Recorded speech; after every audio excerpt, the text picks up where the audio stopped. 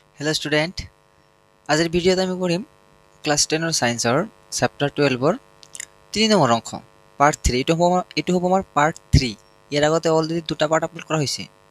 আৰু এই পাৰ্টটো এনেকুৱা যে প্ৰথমৰ পৰা নিহিকিলে একো বুজি নাপাবা যদি তুমি এইটো ভিডিঅ' প্ৰথম চাই আছা তেনেহ'লে মই আশা কৰিম ইয়াৰ আগৰ ভিডিঅ' দুটা চাই আহা তাৰ পিছত এই ভিডিঅ'টো ভালদৰে বুজি পাবা ঠিক আছে মই আগতে কৈ দিওঁ যে এইখিনি যিখিনি বস্তু মই পঢ়াই আছো সেইখিনি পঢ়িলে তোমাৰ কাৰণে এনাফ ইয়াৰ পিছত খালি কেৱল 2-3টা মান কোৱেশ্চন প্ৰেক্টিছ কৰিবা হৈ যাব ঠিক আছে আৰু ইয়াৰ যিবিলাক আমাৰ এমসিকিউ আহিব সেইবিলাক এমসিকিউ আমি ইয়াৰ পিছত দি দিম ওকে সো নেক্সট নহয় একচুয়ালি লাষ্ট ক্লাছত ওকে লাষ্ট ক্লাছত আমি এইখিনি কৰা হৈছে আমাৰ যে ৰোধকৰ প্ৰণালী যে সমান্তৰাল ৰোধ হলে কি হয় যে মুঠ ৰোধ হ'ব আৰ এস বুলি ক'ব পাৰি হয় R1 plus R2 plus R3 plus dot এনেকুৱা হয় আৰু তোমাৰ সমান্তৰাল হলে এনেকুৱা হয় RP বুলি বুজাব পাৰি 1/R1 plus 1/R2 plus 1/R3 plus dot এনেকুৱা হয় মুঠ ৰোধ এইবিলাক আমি লাষ্ট ক্লাছত কৰিছো সো আজি হ'ব আমাৰ ইয়াৰে পৰা ষ্টাৰ্ট ওকে ইয়াৰে পিছত চোৱাচোন ওকে এটা কোৱেশ্চন দি আছে আমাৰ এটা কোৱেশ্চন আমি কৰিবলৈ চেষ্টা কৰো ঠিক আছে এটা চিত্ৰ দি আছে ইয়াতে চোৱা ইয়াতে তোমাৰ চিত্ৰ দি আছে এটা আৰু এই চিত্ৰটো আমাৰ কি হয় বৰ্তনী এটা বৰ্তনী দি আছে ওকে এটা বৰ্তনী দি আছে য'ত আমাৰ বিভৱভেদ 6 ভোল্ট দি আছে এটা 4 ওম ৰোধ দি আছে আৰু এই বাল্বৰ এটা ৰোধ দি আছে ওকে চাবা 20 ওম ৰোধৰ এটা বৈদ্যুতিক বাল্ব আৰু 4 ওম ৰোধৰ এডাল পৰিবাহী 6 ভোল্টৰ বেটাৰী এটাৰ লগত সংযোগ কৰা হৈছে চিত্ৰ 12.9 এইটো বৰ্তনীটোৰ মুঠ ৰোধ লাগে চোৱা ইয়াত এটা ৰোধ আছে ইয়াত এটা ৰোধ আছে এই দুটা শ্ৰেণীবদ্ধভাৱে সংযোগ কৰা আছে হয় শ্ৰেণীবদ্ধ সংযোগ কৰা আছে ইয়াতে প্ৰথমতে আমি লিখিম যে দিয়া কি আছে চাবা ওকে ইয়াতে আমি প্ৰথমতে কি লিখিম দিয়া কি আছে ৰোধ এক নম্বৰ ৰোধ দি আছে আমাৰ R1 এক নম্বৰ ৰোধ কিমান দি আছে 20 ওম দি আছে ওকে এক নম্বৰ ৰোধ কিমান দি আছে 20 ওম দি আছে আৰু দুই নম্বৰ ৰোধ R2 কিমান দি আছে আমাৰ 4 ওম দি আছে 6 ভোল্ট ব্যাটাৰি অৰ্থাৎ বিভবভেদ কিমান দি আছে 6 ভোল্ট দি আছে এ নম্বৰ বৰ্তনীৰ মুঠ ৰোধ লাগে ওকে অপশন নম্বৰ এ বৰ্তনীৰ মুঠ ৰোধ লাগে হ'ব বৰ্তনীৰ মুঠ ৰোধ চোৱাচোন ৰোধ কেইটা কিহত সজোৱা আছে শ্ৰেণীবদ্ধভাৱে হয় নহয় শ্ৰেণীবদ্ধভাৱে নেকি চিধা চিধি ধৰা ইয়াতে এটা ৰোধ আছে ইয়াতে এটা ৰোধ আছে এটা শ্ৰেণীবদ্ধ যদি এনেকৈ সজোৱা হয় ইয়াক কি ক'ব সমান্তৰাল বুলি ক'ব হয়নে so RS equal to so এইকেইটা গোটেইকেইটা প্লাস কৰি দিম 20 প্লাস 4 সমান সমান 24 ওম এইটো হৈছে আমাৰ মুঠ ৰোধ বুজি পাইছো এইটো হৈছে আমাৰ মুঠ ৰোধ এতিয়া এইটো যদি মুঠ ৰোধ হয় এ নম্বৰ বি নম্বৰ কৰিবলৈ চেষ্টা কৰি চোৱাচোন বি নম্বৰ কি দি আছে বৰ্তনীৰ মাজেৰে যোৱা প্ৰবাহ বৰ্তনীৰ মাজেৰে যোৱা প্ৰবাহ ঠিক আছে বি নম্বৰ হল বৰ্তনীৰ মাজেৰে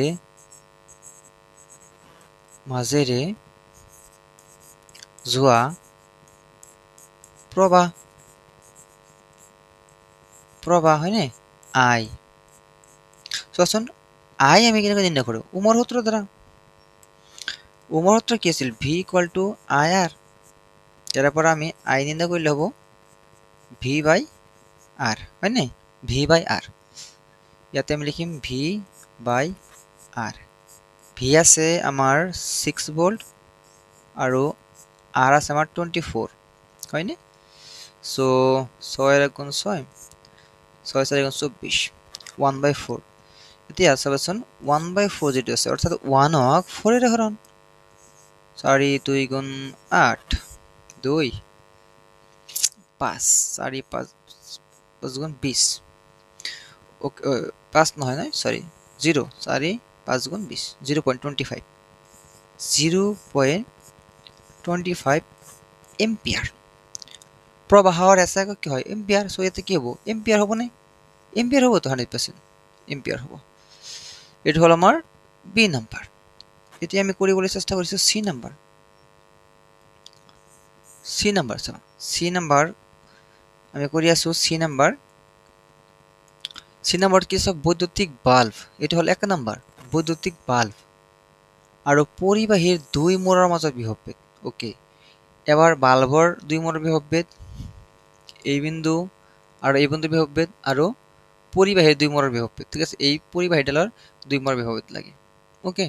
বেলেগ বেলেগ ভাবে নিৰ্ণয় কৰিব লাগিব বেলেগ বেলেগ ভাবে নিৰ্ণয় কৰিব লাগিব 1 নম্বৰ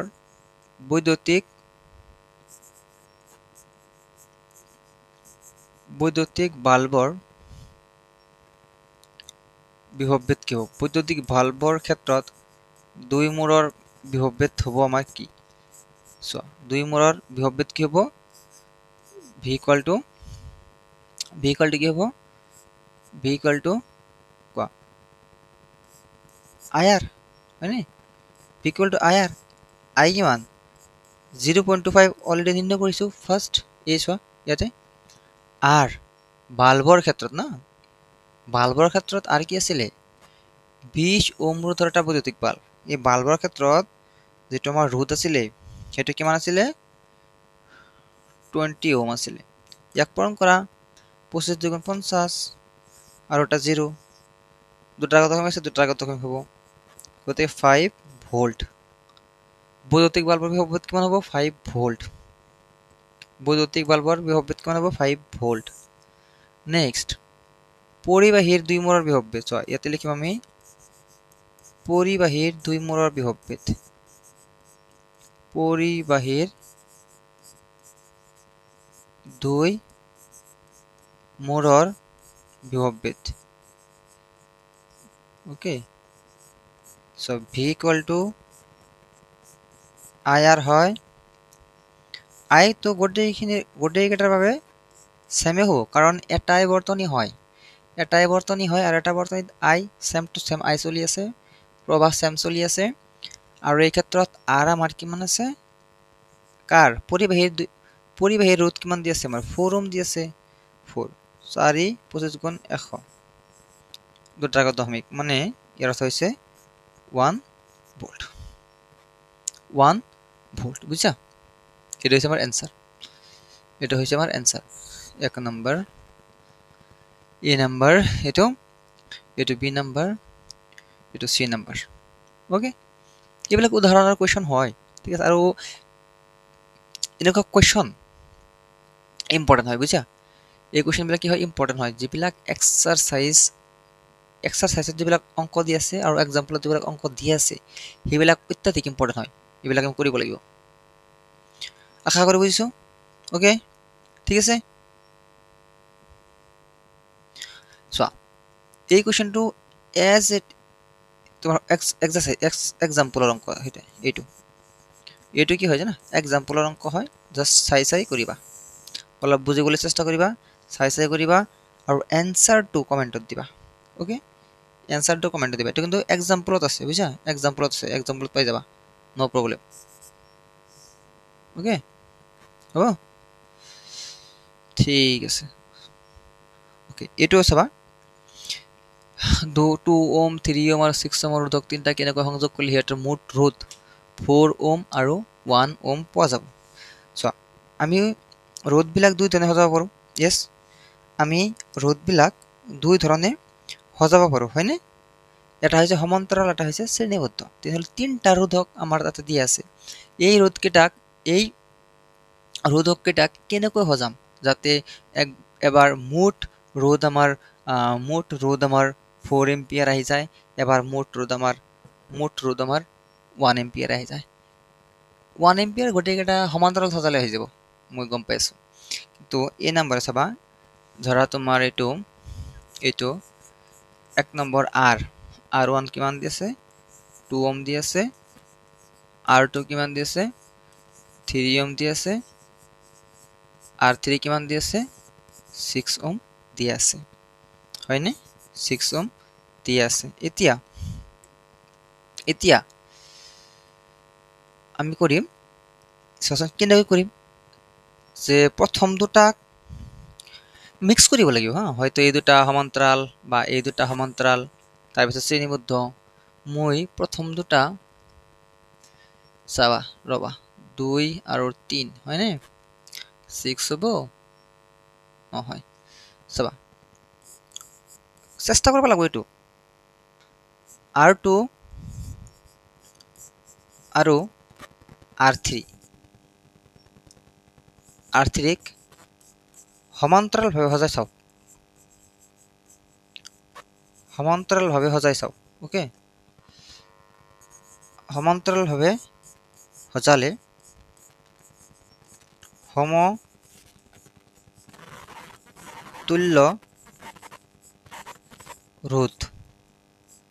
1/RP ইকুয়াল চাওক 2 নম্বৰ আৰু 3 নম্বৰ এই দুটাহে সজাইছো আমি গতিকে এনেকৈ লিখিম হয়নে 1/R2 কিমান দি আছে কোৱা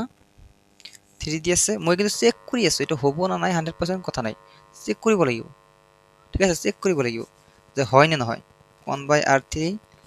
R3 হ'ব কিমান 6 R3 কিমান হ'ব 6 হয় চাবা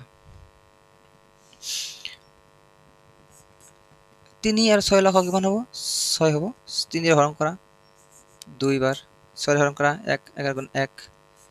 সো 2 3 6 ওকে 3 6 এবাৰ 2 বাৰ এইবিলাক কাৰ মান আহি আছে 1/RP ৰ মান আহি আছে 1/2 সো ইয়াৰ পৰা যদি RP ৰ মান নিৰ্ণয় কৰা এটো যদি উলটি যায় ইও উলটি যাব 2 হ'ব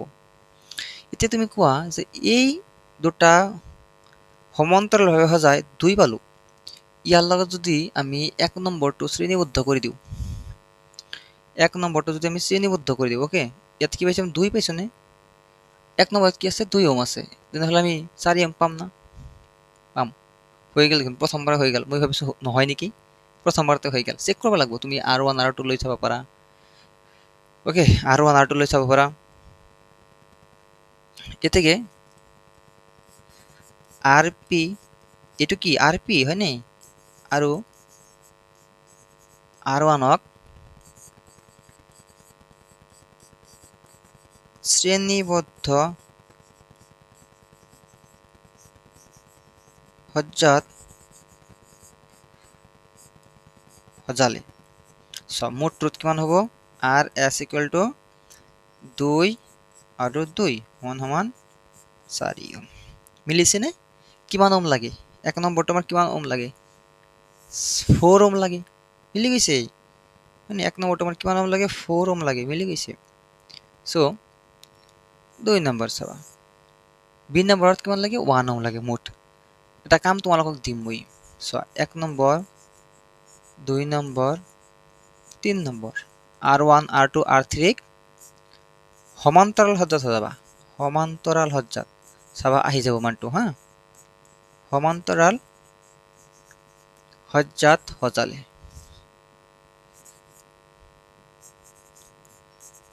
সমান্তৰাল সজালে সমতুল্য ৰোধ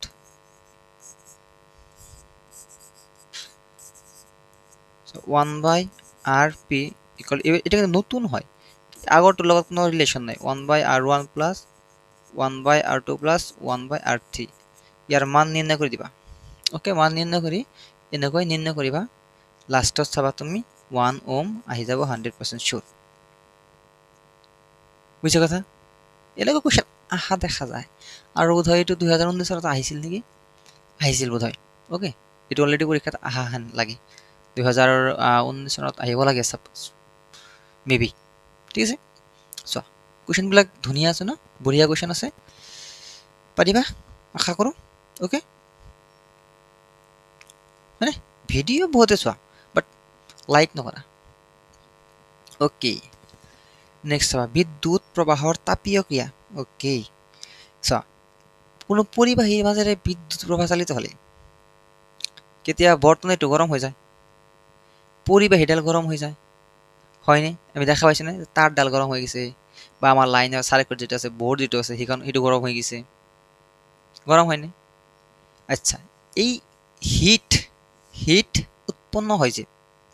হিট যে উৎপন্ন হয়, তাপ উৎপন্ন হয়, সেইটো একচুয়ালি বোঝার কারণে বিজ্ঞানের ভাষাত আমার লিখা হয় বিদ্যুৎ প্রবাহর তাপীয় ক্রিয়া। এটা মই সহজ ভাষাত কলো। আর বলছে এই নিয়ম ইউজ করিয়ে বিদ্যুৎ প্রবাহর তাপীয় ক্রিয়া, এই নিয়ম ইউজ করিয়ে কিন্তু আমার এই বৈদ্যুতিক হিটার, তাৰে পিছত তোমাৰ আৰু কি আছে, বৈদ্যুতিক হিটাৰ আছে, তাৰে পিছত ইস্ত্ৰি আছে, এনেকুৱা সঁজুলিবোৰ তৈয়াৰ কৰা হয়। কি হয় একচুৱেলি চোৱা, চিম্পুল ভাষাত কৈছো, মই পিছত পঢ়িম। ধৰা এটা পৰিবাহী আছে আমাৰ ইয়াতে, মাইনাছ ইহল প্লাছ, ইয়াতে ৰোধ লগোৱা আছে, ইয়াতে ৰোধ লগোৱা আছে, ইয়াতে ৰোধ লগোৱা আছে, ৰোধক লগোৱা আছে, হয়নে? ইয়াৰ মাজেৰে প্ৰবাহ চালিত হৈ আছে। এতিয়া কোৱা, ইয়াৰ মাজে যে প্ৰবাহ চালিত হ'ব, এই প্ৰবাহখিনি খৰচ ক'ত হ'ব? এই যিখিনি আমাৰ প্ৰবাহ, বৈদ্যুতিক প্ৰবাহ হ'ল, ক'ত খৰচ হ'ব? বাল্ব নাই, কোনো ধৰণৰ ফেন লগোৱা নাই, একো লগোৱা নাই, কেৱল ৰোধ লগোৱা আছে, কেৱল ৰোধক লগোৱা আছে। এই ৰোধবোৰৰ কাৰণে ইয়াতে কেৱল তাপৰ সৃষ্টি হ'ব, বেলেগ একো সৃষ্টি নহয়। কি হ'ব? কেৱল তাপৰ সৃষ্টি হ'ব। আৰু এই ঘটনাটোক একচুৱেলি বিদ্যুৎ প্ৰবাহৰ তাপীয় ক্ৰিয়া বুলি কোৱা হয়। এবাৰ পঢ়ি চাম। বৰ্তনী এটাত যেতিয়া ৰোধকৰ সজ্জা এটা আহে, ৰোধকৰ সজ্জা মানে কি? কেইবাটাও ৰোধক লগোৱা হয়, কেইবাটাও ৰোধক লগোৱা হয়, তাকে কোৱা হয় ৰোধকৰ সজ্জা। ওকে ওকে এটা সেই বেটাৰীৰ লগত সংযোগ কৰা থাকে, তেন্তে উৎসৰ শক্তিৰ গোটেইখিনিয়েই তাপ হিচাপে অপচয় হয়। বুজা? গোটেইখিনিয়ে উৎসৰ শক্তিৰ যিখিনি কাৰেণ্ট আহিব, সেই গোটেইখিনিয়েই তাপ হিচাপে অপচয় হয়। কোনো ধৰণৰ, কি কৈছো, ফেন নাই, লাইট নাই, বাল্ব নাই, একো নাই। কি হিচাপে উৎপন্ন হ'ব? কি হিচাপে খৰচ হ'ব? কি হিচাপে ব্যয় হ'ব? কি হিচাপে অপচয় হ'ব? কি হিচাপে অপচয় হ'ব কোৱা? আমাৰ অপচয় হ'ব কি হিচাপে? তাপ হিচাপে। কি হিচাপে অপচয় হ'ব? তাপ হিচাপে অপচয় হ'ব। আৰু ইয়াকেই বিদ্যুৎ প্ৰবাহৰ তাপীয় ক্ৰিয়া বোলে। ইয়াকেই বিদ্যুৎ প্ৰবাহৰ তাপীয় ক্ৰিয়া বোলে। ধৰা আৰু একবাৰ মই সংক্ষেপত কৈ দিছো, এটা বৰ্তনী আছে য'ত বেটাৰী লগোৱা আছে, আৰু সেই বৰ্তনীটোত কেৱল আৰু কেৱল ৰোধক লগোৱা আছে, বেলেগ কোনো সঁজুলি লগোৱা নাই। তেনেহ'লে সেই যিখিনি শক্তি হ'ব, যিখিনি আমাৰ বিদ্যুৎ শক্তি আছে, হয়, যিখিনি আমাৰ আয় আছে, সেইখিনি কি হিচাপে খৰচ হ'ব? কি হিচাপে ব্যয় হ'ব? তাপ শক্তি হিচাপে ব্যয় হ'ব। তাপ শক্তি হিচাপে ব্যয় হ'ব। আৰু ইয়াকে কি বুলি কোৱা হ'ব? বিদ্যুৎ প্ৰবাহৰ তাপীয় ক্ৰিয়া বুলি কোৱা হ'ব। চোৱা, ধৰা হ'ল, ওকে, আৰ ৰোধক এটাৰ মাজেদি আই প্ৰবাহ চালিত হ'লে, চোৱা, ৰোধক কিমান আছে? আৰ। প্ৰবাহ কিমান চালিত হৈ আছে? আই। আৰু দুই মূৰৰ বিভৱভেদ ভি, আৰু যিটো পৰিবাহী আছে, ওকে, এই পৰিবাহীৰ দুই মূৰৰ বিভৱভেদ, ধৰা ই হ'ল প্লাছ, ই হ'ল মাইনাছ, ইয়াক কিন্তু একচুৱেলি উচ্চ বিভৱ বুলি কোৱা হয়, ইয়াক কিন্তু নিম্ন বিভৱ বুলি কোৱা হয়, হাই পটেনচিয়েল এণ্ড ল' পটেনচিয়েল। আৰ ইয়াতে আৰ ৰোধক আছে, আৰু ইয়াৰ মাজেৰে আই প্ৰবাহ চালিত হৈ আছে। দুই মূৰৰ বিভৱভেদ কিমান? ভি। আৰু ভল্টেজ ভি, বিভৱভেদ কিমান? ভি। কিউ পৰিমাণৰ আধান চালিত হোৱাত এনেকুৱা পৰিস্থিতি আছে, আকৌ কৈছে কি, ইয়াৰ মাজেৰে যদি কিউ পৰিমাণৰ আধান চালিত হয়, আচ্ছা, বিদ্যুৎ প্ৰবাহ চালিত হৈ আছে, তেনেহ'লে আধানটো চালিত হ'বই লাগিব। আৰু আধান কিমান চালিত হৈ আছে? কিউ। চোৱা, আধান যদি চালিত হয়, যদি মই এই সুইচটো অনেই নকৰোঁ, বেটাৰীৰ লগত কানেক্ট নকৰোঁ, 1 ছেকেণ্ডৰ বাবে কানেক্ট নকৰোঁ, তেনেহ'লে কেনেকৈ প্ৰবাহ চালিত হ'ব? কেনেকৈ আধান চালিত হ'ব? নহয়, সেইকাৰণে টাইমৰ আমাৰ প্ৰয়োজন হৈ গৈছে। সেইকাৰণে আমাৰ টাইমৰ প্ৰয়োজন হৈ গৈছে, যে কিমান ছেকেণ্ডৰ বাবে অন কৰা হ'ল, কিমান ছেকেণ্ডৰ বাবে বেটাৰীটো সংযোগ কৰা হ'ল, কিমান মিনিটৰ বাবে সংযোগ কৰা হ'ল, সেইকাৰণে টি কথা কোৱা আছে। আৰু এবাৰ মই পঢ়িম, ধুনীয়াকৈ চাবা। ধৰা হ'ল, আৰ ৰোধক এটাৰ মাজেদি আই প্ৰবাহ চালিত হ'লে, আৰু দুই মূৰৰ বিভৱভেদ ভি, কিউ পৰিমাণৰ আধান চালিত হোৱাত টি সময় লাগে। এতিয়ালৈকে কিন্তু অহা নাই বস্তুখিনি, জাষ্ট কৈ আছো ওকে কিউ আধান চালিত হোৱাতে সম্পন্ন হোৱা কাৰ্য এতিয়া চোৱা কাৰ্য মানে কি হয় তুমি এঠাইৰ পৰা আন এটা ঠাইলৈ বস্তু এটা নিবলৈ হ'লে কাৰ্য কৰিব লাগিব 100% হয়নে আধানো এঠাইৰ পৰা আন এঠাইলৈ নিবলৈ হ'লে কাৰ্য কৰিব লাগিব ওকে এতিয়া চোৱা সো এই কাৰ্যটোৰ আমি কেনেকৈ প্ৰকাশ কৰিম w equal to V Q okay w equal to V Q যে বিভৱবেদ আৰু আধানৰ পূৰণফল মানে কি হ'ব কাৰ্য বিভৱবেদ আৰু আধানৰ পূৰণফল কি হ'ব কাৰ্য ওকে এতিয়া চাও ইয়াক মই অলপমান ট্ৰান্সফাৰ কৰিব পাৰো নেকি অলপ মানে সৰ মই ইয়াক অলপ কৰিব পাৰো নেকি যে ধৰা w ইকুৱেল টু মই ভি হয়নে ভি কোৱাচোন V equal to I R হয় আৰু ইয়াত কিউ আছে নহয় কিউ মানে কি হয় বা এনেকুৱা হয়নে যে আই ইকুৱেল টু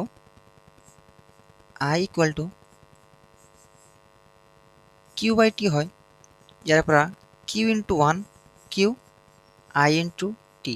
এনেকুৱা হয় যদি মই ভিৰ জাগাত লিখি দিওঁ আই আৰ আৰু কিউৰ জাগাত লিখি দিওঁ আই টি তেনেহ'লে হ'ব w ইকুৱেল টু আই আছে দুটা আই স্কোৱাৰ আৰ আৰু টি আছে এটা অৰ্থাৎ মই ক'ব পাৰোঁ যে এইটো এটা ফৰ্মুলা হৈ যাব কিহৰ কিউ আধান চালিত হোৱা সম্পন্ন হোৱা কিউ আধান চালিত হোৱাত সম্পন্ন হোৱা কাৰ্য কোনো বৰ্তনীৰ মাজেৰে যদি কিউ আধান চালিত হয় তেনেহ'লে সেই কাৰ্য কিমান কৰিব লাগিব যে ভি যে w is equal to V Q ইয়াৰ দ্বাৰা নিৰ্ণয় কৰিব পৰা যায় তাৰে পিছত তোমাৰ w is equal to I square R T ইয়াৰ দ্বাৰা নিৰ্ণয় কৰিব পৰা যায় ঠিক আছে মই কওঁ যে ইমানখিনি লিখাৰ প্ৰয়োজন নাই একচুৱেলি তুমি জাষ্ট এইখিনি জানিলেই হ'ব ওকে জাষ্ট এইখিনি জানিলেই হ'ব এইখিনি নিলিখিলেও চলিব এইখিনি নিলিখিলেও চলি যাব এতিয়া চোৱা উৎসটোৱে যোগান ধৰা ক্ষমতা যেটো আমাৰ বেটাৰী লগোৱা হৈছে বেটাৰী লগাৰ পিছত যেটো উৎস পোৱা গ'ল সেই উৎসৰ যোগান ধৰা ক্ষমতা তাৰ পাৱাৰ কিমান হ'ব ওকে এই বেটাৰীটোৰ পাৱাৰ কিমান হ'ব চোৱা পাৱাৰ মানে পি ইকুৱেল টু বিভৱবেদ আৰু কাৰেণ্ট ইহঁতৰ পূৰণফল হ'ব পাৱাৰ বিভৱবেদ আৰু কাৰেণ্ট ইহঁতৰ পূৰণফল কি হ'ব পাৱাৰ এই ফৰ্মুলাবিলাক গোটেইকেইটা আমি মনত ৰাখিব লাগিব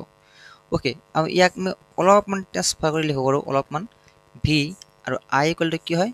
কিউ বাই টি এনেকৈ লিখিব পৰা যায় হয়নে জাষ্ট এইটো ফৰ্মুলা মনত ৰাখিবা ওকে এইটো ফৰ্মুলা মনত ৰাখিবা হয়নে এই দুটা ফৰ্মুলা আমি মনত ৰাখিব লাগিব ঠিক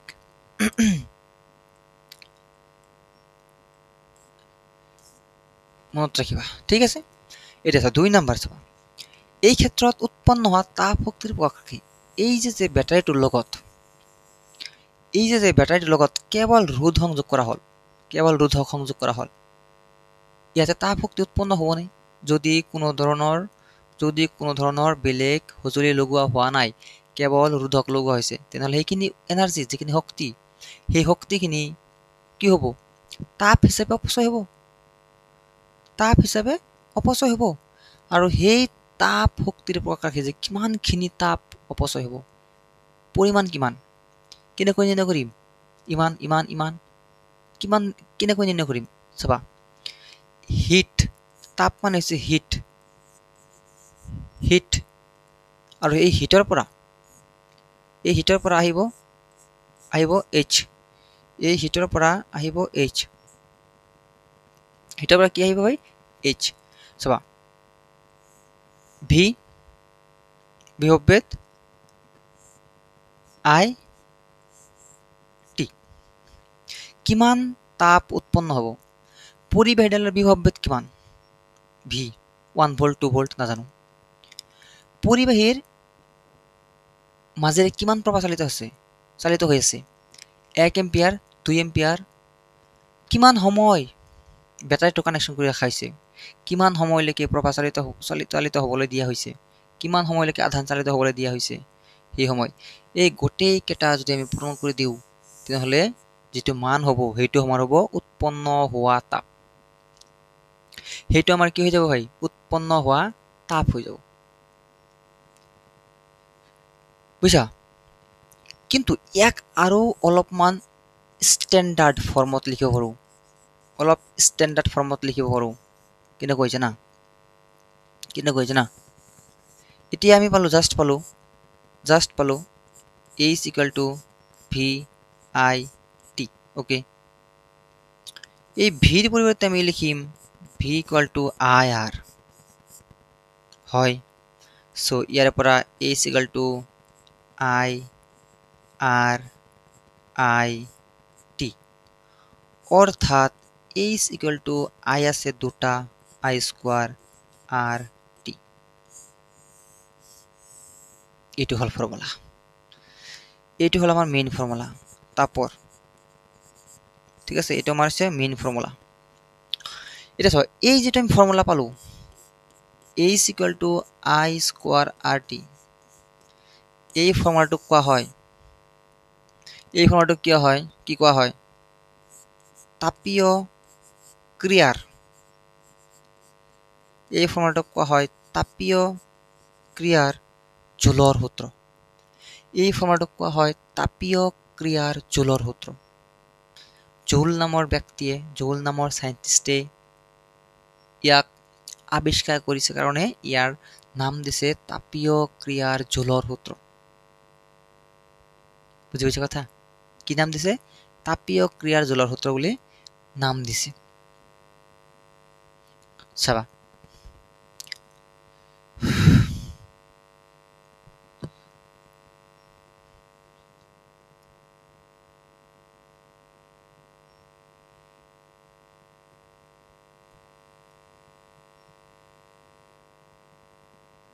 অ'কে,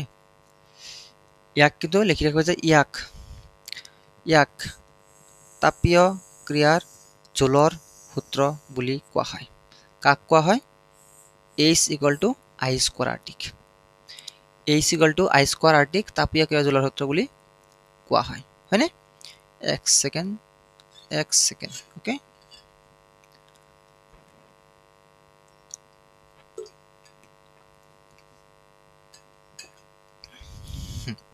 অ'কে, নেক্সট আমি আলোচনা কৰোঁ, চাওঁ বৈদ্যুতিক ক্ষমতা, ইলেক্ট্ৰিক পাৱাৰ।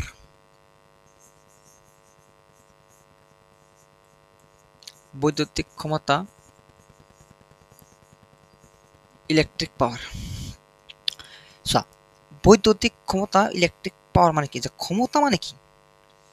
ইয়াৰ আগতে আমি পাইছিলোঁ যে কাৰ্য কৰাৰ হাৰকে ক্ষমতা বোলে, যে এজন মানুহে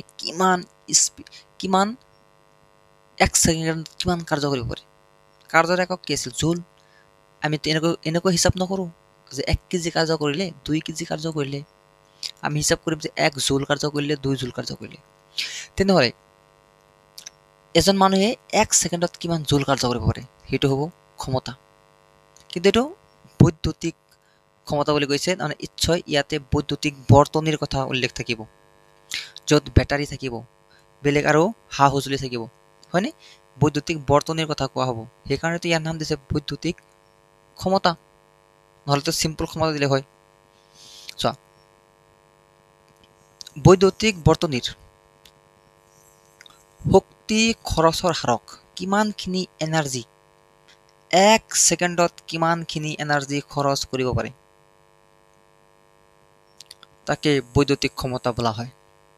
1 ছেকেণ্ডত কিমানখিনি এনাৰ্জি খৰচ কৰিব পাৰে কোনে, বৈদ্যুতিক বৰ্তনীয়ে। বৈদ্যুতিক বৰ্তনী মানে কি, য'ত পৰিবাহী আছে, বেটাৰী লগোৱা আছে, চুইচ লগোৱা আছে আৰু বেলেগ বেলেগ সা সঁজুলি লগোৱা আছে, সেইকেইটাক একেলগে মিলাই কি বুলি কোৱা হ'ব, কি বুলি কোৱা হ'ব, বৰ্তনী বুলি কোৱা হ'ব। চোৱা, এতিয়া কথা হৈছে বৈদ্যুতিক ক্ষমতাৰ SI একক হৈছে ৱাট, এইটো মনত ৰাখিব লাগিব। বৈদ্যুতিক ক্ষমতাৰ SI একক কি, ৱাট, W দিয়ে বুজোৱা হয়। তাৰমানে যদি কোৱা হয় বাল্ব আছে যে 9 ৱাট, বুজিছা, 9 ৱাট, আমি যে বাল্ব পাওঁ 9 ৱাটৰ বাল্ব, 40 ৱাটৰ বাল্ব, হয়নে?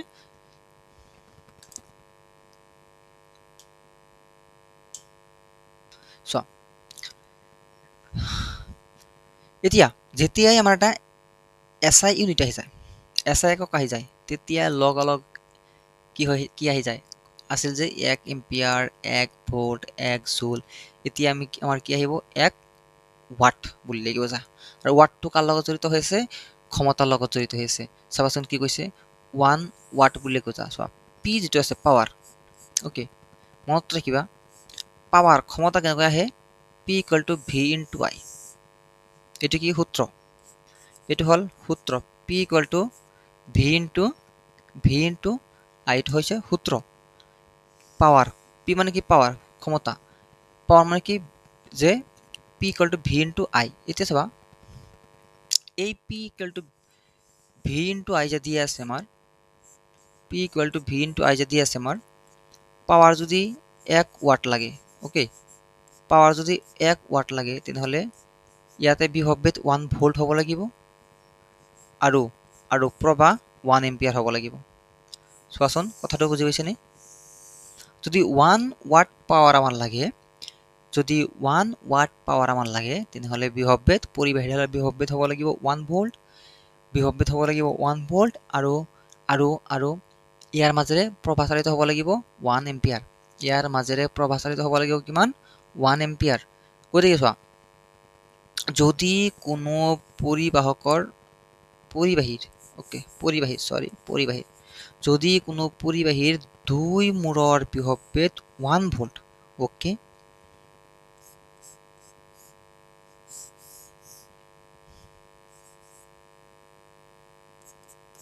সো এই দুই মূৰৰ বিভৱবেদ কিমান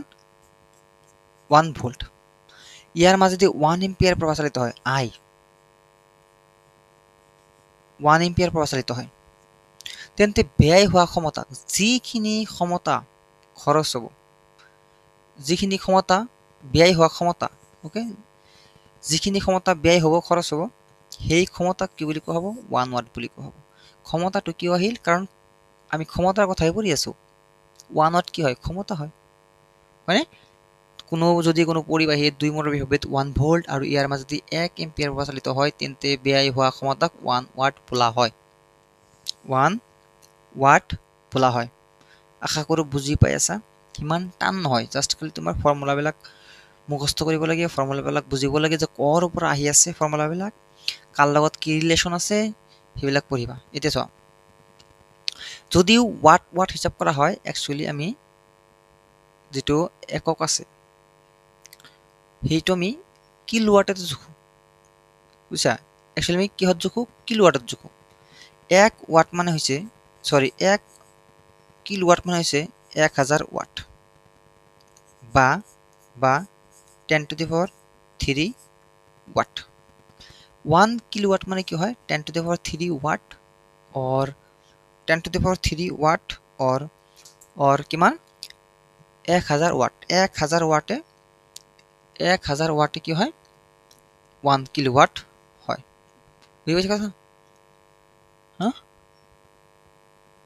সোয়া বৈদ্যুতিক শক্তিৰ ব্যৱহাৰিক একক ওয়াট এককটো সৰু হোৱা বাবে ব্যৱহাৰিক ক্ষেত্ৰত কিলোৱাট ব্যৱহাৰ কৰা হয় কি ব্যৱহাৰ কৰা হয় কিলোৱাট ব্যৱহাৰ কৰা হয় জাস্ট কৈ দিলো আৰু কিলোৱাট মানে কিমান হয় 1000 ওয়াট হয় অৰ্থাৎ 10 to the power 3 watt yes okay বৈদ্যুতিক নেক্সট টপিক আমি পঢ়িম নেকি চোৱা বৈদ্যুতিক বৰ্তনীৰ খৰচ হোৱা শক্তি আৰু এটা কথা কও নোটস বিলাক কিন্তু বনাই লবা দেই নোটস বিলাক বনাই লবা বহিত লিখি লবা আৰু বাৰে বাৰে ৰিভিজন কৰিবা 2 বাৰ 3 বাৰ 4 বাৰ পঢ়িবা বেলেগ পঢ়িব নালাগে থিওৰি আৰু পঢ়িব নালাগে কিতাপৰ ভিতৰত পঢ়িব নালাগে just clear basically question practice কৰিবা আহি যাব ধুনিয়াকৈ আহি যাব সব বৈদ্যুতিক বৰ্তনীত খৰচ হোৱা শক্তি যিটো বৈদ্যুতিক বৰ্তনী আমাৰ আছে সেই বৈদ্যুতিক বৰ্তনীটোত কিমান শক্তি খৰচ হল কেনেকৈ নিৰ্ণয় কৰিম সো শক্তি মানে এনাৰ্জি ইয়াৰ পাৱাৰ কিমান এই বৈদ্যুতিক বৰ্তনীটোৰ পাৱাৰ কিমান আৰু কিমান সময়লৈকে বৈদ্যুতিক বৰ্তনীৰ মাজেৰে প্ৰবাহ চালিত হৈ আছে বৈদ্যুতিক বৰ্তনীটোৰ পাৱাৰ কিমান আৰু কিমান সময়লৈকে সেই বৰ্তনীৰ মাজেৰে প্ৰবাহ চালিত হৈ আছে ইয়াৰ পূৰণ হ'লে হ'ব এনাৰ্জি শক্তি E equal to P T E equal to P T E equal to P T মনত ৰাখিব যায় E equal to P T power কিমান ইয়াৰ কিমান সময়লৈকে চলি আছে ইয়াৰ মাজেৰে প্ৰবাহ ওকে চোৱা বৈদ্যুতিক শক্তিৰ একক হৈছে ৱাট ঘণ্টা বুজিছা যেটো ই আছে পিটি ইয়াৰ এসআই একক হৈছে ৱাট ঘণ্টা ইয়াৰ এসআই একক হৈছে ৱাট ঘণ্টা বৈদ্যুতিক শক্তিৰ একক হৈছে ৱাট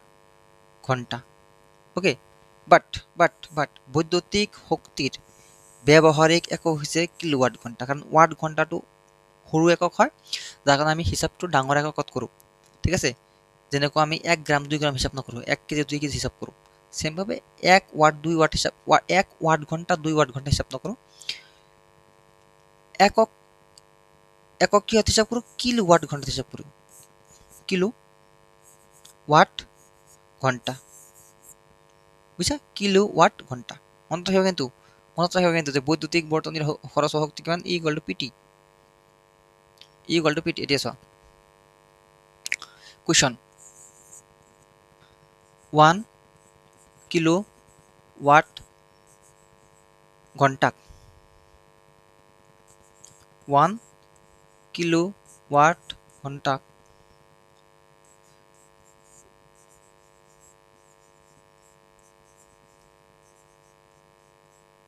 জুলত প্ৰকাশ কৰা ওকে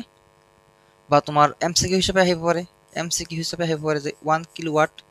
ঘন্টা ইকুয়াল ইয়াতে থাকিব চাৰিটা অপচন চাবা মই কৰি দিছো যে 1 কিলোৱাট ঘন্টা হয় মানে 1 কিলোৱাট মানে কিমান হয় 1000 ওয়াট হয় নে আৰু 1 আৱাৰ হয় ওকে 1000 ওয়াট হয় ফ্ৰম 60 মিনিট 1 ঘন্টা 60 মিনিট আৰু 1 ঘন্টা আৰু 60 পূৰণ কৰিলে সেকেন্ডত আহি যাব আৰু কি হৈ যাব 60 সেকেন্ডত আহি যাব কাৰণ কি জানা ওয়াট সেকেন্ডক ওকে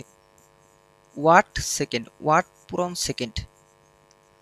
ওয়াট সেকেন্ডৰ নাম হয় জুল ওয়াট সেকেন্ডৰ নাম হয় জুল ওয়াট সেকেন্ডৰ নাম হয় জুল ইয়াতে 10 1000 আছে চোৱা 636 আৰু 1 36 হ'ব 1 2 3 4 5 1 2 3 4 5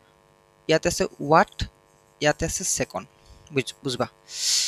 1 2 3 4 5 6 1 2 3 4 5 6 3.6 লিখিলো ইনটু 10 to the power 6 হ'ব হয়নে আৰু ওয়াট সেকেন্ডৰ পৰিৱৰ্তে আমি লিখিম জুল অৰ্থাৎ 1 কিলো ওয়াট ঘন্টাত 3.6 into 10 to the power 6 জুল থাকে 1 কিলো ওয়াট ঘন্টাত 3.6 into 10 to the power 6 জুল থাকে বুঝি পাইছা কথা অপশনত যদি এটো আছে কৰবাত টিক মাৰ্ক দি দিবা হৈ যাব ওকে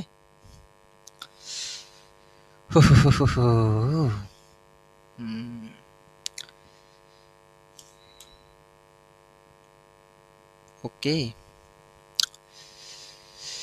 চাবা 4 ওম ৰোধক এটাত প্ৰতি সেকেন্ডত উৎপন্ন হোৱা তাপ 100 জুল নো প্ৰবলেম R equal to 4 ওম কি দি আছে না দি আছে আমি হেতু না জানো প্রতি সেকেন্ডত উৎপন্ন হোৱা তাপ প্ৰতি সেকেন্ডত মানে t 1 সেকেন্ড উৎপন্ন হোৱা তাপ 100 জুল ৰোধকটোৰ দুই মূৰৰ মাজৰ বিভব বেদলিয়া v equal to প্ৰশ্নবোধক চিন চাবা ওকে v লাগে নহয় আমাৰ v লাগে ধৰা আমি জানো যে v equal to ir হয় ir হয় r দি আছে 4 ওম বাট আই দিয়া নাই। আমি এই ফৰ্মুলাৰ পৰা ডাইৰেক্টলি নিৰ্ণয় কৰিব পাৰিলো হয়, বাট আই দিয়া নাই। প্ৰথম কাম আমাৰ হ'ব আই নিৰ্ণয় কৰা। আই আমি কৰিব নিৰ্ণয় কৰিম এইচ যদি আছে আমাৰ এইচৰ পৰা, গতিকে চোৱা এইচ ইকুয়াল আই স্কোয়াৰ আৰ টি হয় ফৰ্মুলা। তাপীয় ক্ৰিয়াৰ জোলৰ সূত্ৰ, এইটো হৈছে ফৰ্মুলা। তাপীয় ক্ৰিয়াৰ জোলৰ সূত্ৰ কি হয়? H equal to I square R T হয়, হয়নে? অলপ আগতে পাইছো আমি, চাবা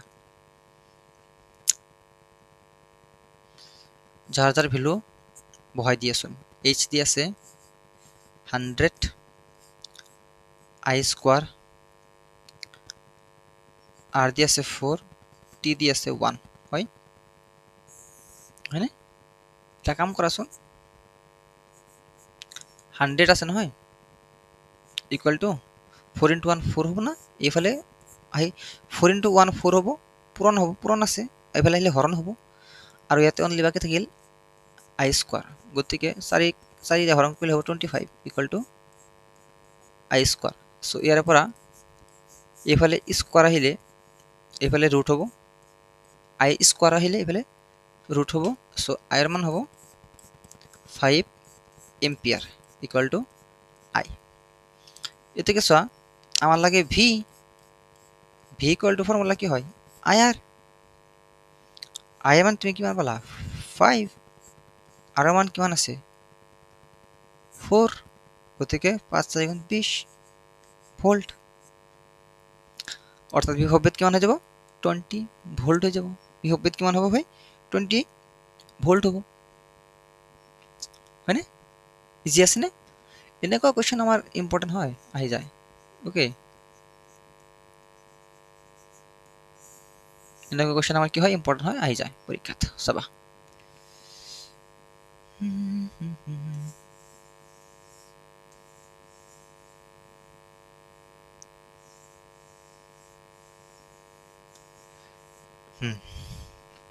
নেক্সট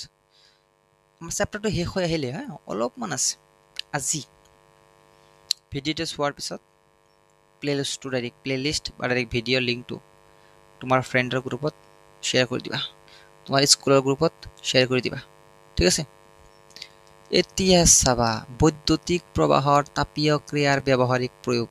অৰ্থাৎ আমি যে ইমান থিয়ৰিবিলাক পঢ়ি আহিলোঁ, বৈদ্যুতিক ক্ৰিয়াৰ তাপীয় ক্ৰিয়া, মানুহে কয় নহয় গোটেই জীৱন আমি সাইন থিটা পঢ়িলোঁ, কস থিটা পঢ়িলোঁ, আমি অমুক ফৰ্মুলা পঢ়িলোঁ, তমুক ফৰ্মুলা পঢ়িলোঁ, হয়নে? গতিকে ইহঁতৰ ইউজ কি? ৰিয়েল লাইফত ক'ত ইউজ হয়? ইয়াতে ইউজ হয় ৰিয়েল লাইফত, ঠিক আছে? চাবা আমি জাস্ট পঢ়িলোঁ নহয় যে H equal to I square R T, just পঢ়িলোঁ, হয়? সো চাবা পৰিবাহীত বিদ্যুৎ প্ৰবাহৰ ফলত তাপ উৎপন্ন হয়, বহু ক্ষেত্ৰত ই অবাঞ্ছনীয়, ঠিক আছে? পৰিবাহীত বিদ্যুৎ প্ৰবাহৰ ফলত তাপ উৎপন্ন হয়, কিছুমানত দৰকাৰ প্ৰয়োজন নাই, বাট কিছুমানতো প্ৰয়োজনেই আছে, বিশেষ কৰি তাপ উৎপন্ন কৰাৰ কাৰণেই ব্যৱহাৰ কৰা হয়। চাবা তাপীয় ক্ৰিয়াৰ উপযোগী প্ৰয়োগ, ক'ত প্ৰয়োগ কৰা হয়? এইটো জাষ্ট এনেই তোমাৰ বুজাৰ কাৰণে দিয়া হৈছে। বৈদ্যুতিক ইস্ত্ৰি অলৰেডি কৈছোঁ। পাওৰুটি সেকা সঁজুলি টোষ্টাৰ বুলি কোৱা হয়। পাওৰুটি সেকা সঁজুলি তুমি বুজি নাপাবা, টোষ্টাৰ বুজি পাবা, হয়নে? এনেকৈ তোমাৰ কাৰেণ্টত দিয়া হয় যে তাতে ৰুটি এটা ভৰাই দিয়া হয়, বা স্লাইচ, এইটো তোমাৰ হেৰি কি বনায়, এইটো কি বুলি কয়, বাৰ্গাৰ নহয়, চেণ্ডউইচ কয় যে, চেণ্ডউইচ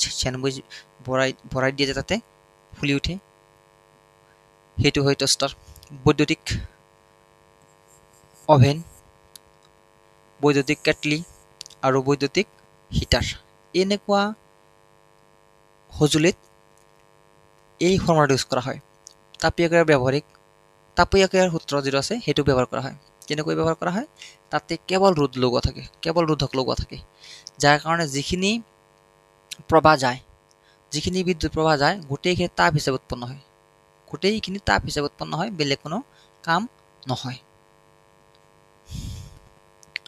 আৰু এই ফৰ্মুলাটো ইউজ কৰা হয় ক'ত? বৈদ্যুতিক বাল্বত পোহৰ উৎপন্ন কৰাত। বৈদ্যুতিক বাল্বত পোহৰ উৎপন্ন কৰা ধৰা ই বাল্ব ওকে ই বাল্ব ইয়াতে কি থাকে ফিলামেন্ট থাকে ইয়াক কয় ফিলামেন্ট আৰু এই ফিলামেন্টটো টাংস্টেন নামৰ পদাৰ্থৰে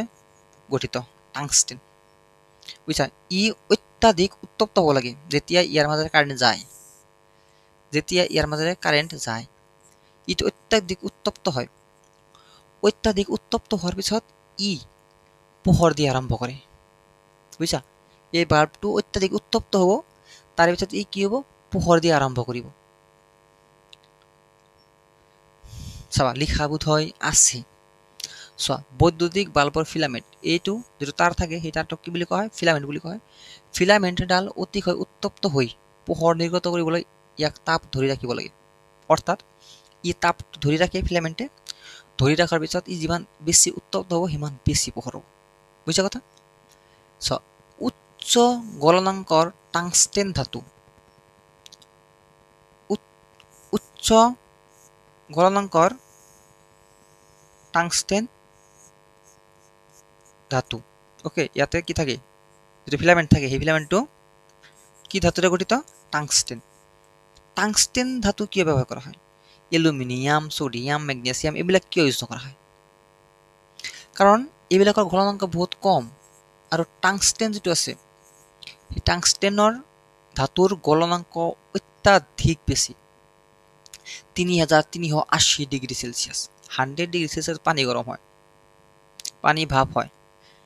বাট 3380 ডিগ্ৰী সেলসিয়াস গৰম সহ্য কৰিব পাৰে এই টাংস্টেন ধাতুৱে চাবা আমি 38 ডিগ্ৰী 37 ডিগ্ৰী ৰ'দ গৰম সহ্য কৰিব নোৱাৰো কিমান গৰম লাগে এতিয়া চোৱা 3380 ডিগ্ৰী সেলসিয়াস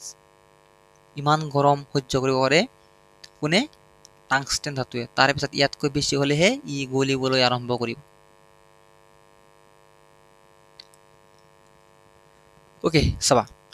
এই যে ফিলামেন্ট আছে ইয়াৰ কথা এটা কথা কোৱা আছে ফিলামেন্টৰ জীৱনকাল দীঘলীয়া কৰিবলৈ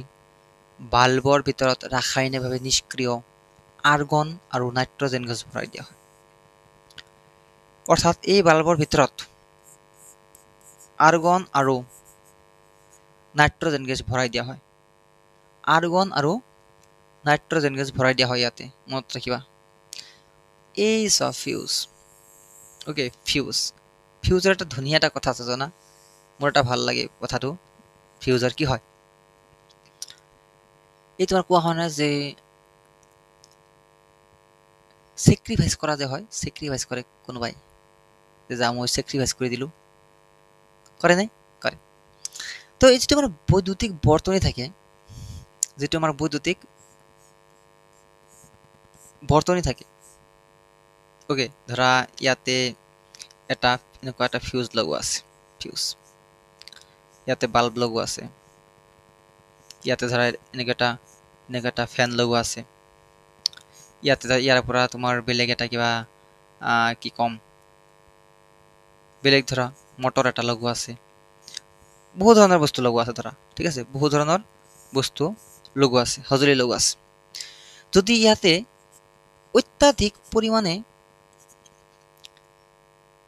অত্যাধিক পৰিমাণে কি হয় কাৰেন্ট পাস হয় তেনেহলে হ'ব পাৰে নাই যে বাল্বটো বেয়া হৈ যাব ফ্যানটো বেয়া হৈ যাব মটৰটো বেয়া হৈ যাব টিভি খন বেয়া হৈ যাব তেতিয়া কি কৰিব যাৰ কাৰণে এই পৰিভেদলত এটা লগোৱা হয় ফিউজ ঘৰত লগোৱা হয় এটা ফিউজ বুজিছা এই ফিউজ যে কৰে স্যাক্ৰিফাইস যেতিয়া বেছি ইয়াতে কাৰেন্ট পাস হ'ব এই ফিউজডালৰ ভিতৰত এটা তাৰ থাকে সেই তাৰডাল গলি যাব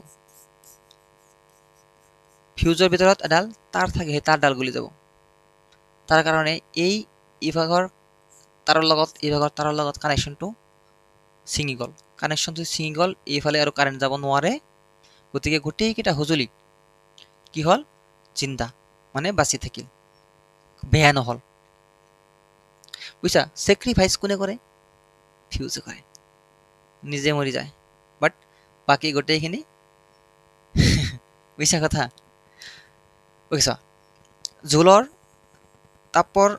তাপনৰ আন এটা প্ৰয়োগ হৈছে ফিউজ ফিউজ ই অবাঞ্ছিত উচ্চ প্ৰবাহ অবাঞ্ছিত মানে কি যিটো দৰকাৰ নাই প্ৰয়োজন নাই উচ্চ প্ৰবাহ বন্ধ কৰি বৰ্তনী আৰু বৈদ্যুতিক সঁজুলিবোৰ সুৰক্ষিত কৰি ৰাখে যেতিয়াই বেছি প্ৰবাহ যাব তাঁৰডাল ছিঙি যাব ইয়াৰ মাজত কানেকশ্যনটো বন্ধ হৈ যাব ইয়াৰ পিছত আৰু আমাৰ প্ৰবাহ পাৰ হ'ব নোৱাৰিব বাকী বস্তুবোৰ জীয়াই থাকিব ভালে থাকিব নষ্ট নহয় কোনে কৰে ফিউজ কোনে কৰে ফিউজ ওকে চ' এইখিনিতেই আছিল আমাৰ 12 নম্বৰ চেপ্টাৰ সম্পূৰ্ণ শেষ ইয়াতে আমি গলা টিপি হত্যা কৰিলোঁ ইলেক্ট্ৰিচিটি চেপ্টাৰক বিদ্যুৎ চেপ্টাৰক ঠিক আছে যদি তুমি ভাবা ওকে যদি তুমি ভাবা এইটো ভিডিঅ'ৰ পৰা তোমাৰ কিবা ইমান পৰিমাণৰ ভাল হৈছে লাভ হৈছে যেহেতু মই তোমাৰ পৰা পইচা লোৱা নাই এক পইচা লোৱা নাই গতিকে গুৰু দক্ষিণা হিচাপে ঠিক আছে গুৰু দক্ষিণা হিচাপে এই ভিডিঅ'টো তুমি বন্ধু বান্ধৱৰ লগত শ্বেয়াৰ কৰি দিবা লাইক কৰি দিবা ওকে থেংক ইউ